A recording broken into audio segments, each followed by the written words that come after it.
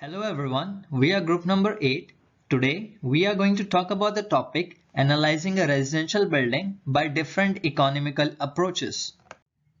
We are a team of 7 and these are our group members. It's located at 3599 Rogoya, Montreal, Quebec, Canada. It's a mid-rise building constructed in 1979 and has G plus 3 floors, which consists of 3.5 and 4.5 rooms. The feasibility study and economic analysis are made from the owner's perspective, as the owner is not earning decent profits from the existing building. There were 20 alternatives, but we narrowed it down to the best 8 alternatives: renting the building as Airbnb, demolition and reconstruction of existing structure, converting it into a student residence, and a multi-level parking. Some other alternatives are converting it into a Starbucks coffee shop, selling the building as it is and investing the money elsewhere, transforming it into a gaming zone. The last option is to do nothing because at the very least the owner is getting some amount of profits now. Data collected for the analysis was from numerous sources. There are 24 units of 3.5 apartment and the monthly rental cost is $780 each.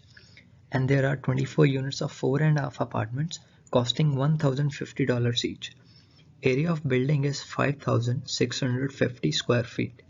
Maintenance cost of the building was found out to be $5,000 per annum, and also it was noted that the profit on the existing building is not so high.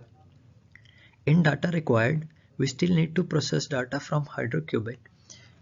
The real estate brokers still need to be referred for the future cost of the apartment. We still need data about tax filing and the insurance amount of the building, and at last the demolition cost from different contractors is also required. The analysis period is 15 years. The following data is for future calculations taking into consideration different alternatives. For the early findings, for the different types of alternatives, and the average cost as per online sources and personal references were recorded.